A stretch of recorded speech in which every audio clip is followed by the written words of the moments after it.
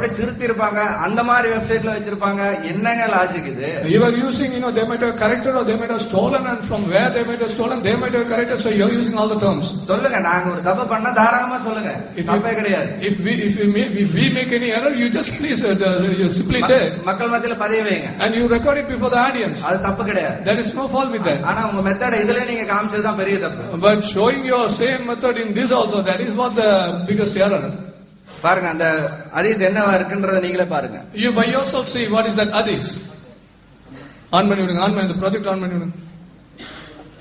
அந்த ஹதீஸ் நான் சொன்ன மாதிரி தான் இருக்குங்க. நான் ஏதோ உங்களுக்கு கூட்டலோ கழித்தலோ எதுவுமே நான் சொல்ல கிடையாதுங்க. I didn't just add or I didn't subtract anything with that hadith. The hadith is the same way which I said. நான் என்ன சொன்னனோ, அந்த குழந்தைகள் அவளது இடுப்புக்கு கீழே பிராக்கெட்ல மடியில் இருந்து இரு மாதுளங்கனிகளையும் தொட்டு விளையாடி கொண்டிருந்தனர். இப்படிதான் இருக்கு அந்த ஹதீஸ். The same hadith says, as I was said, that though the children were touching that pomegranates and playing, you can see. அப்ப இத்தனை நேரம் நீங்க சொன்ன வார்த்தை என்ன ஆகுறது? So far you've been talking for that with all your words. So what are the words will come today now?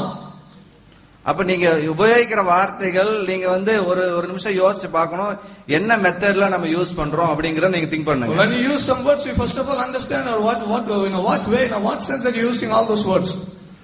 பாருங்க, இரு மாதுளம்பழங்களை தொட்டு விளையாடி கொண்டிருந்தனர், அப்படிதான் இருக்கு அந்த ஹதீஸ்ல. The same thing is there. The children were actually touching their pomegranates. சரி, இது எந்த ஹதீஸ்ல எந்த வெப்சைட்ல இருந்து எடுத்துட்டு வந்தீங்க அப்படின்னு கேட்டாரு. நான் எந்த வெப்சைட்லயும் எடுக்கலங்க, ஆன்லைன் பேஜ் வெப்சைட்ல இருந்தாங்க எடுத்தேன். They were asking from which website that you've been taking. I've taken from it online PJ website. பாருங்க, இதாங்க வெப்சைட். இதோட ஹெட்டிங் பாருங்க.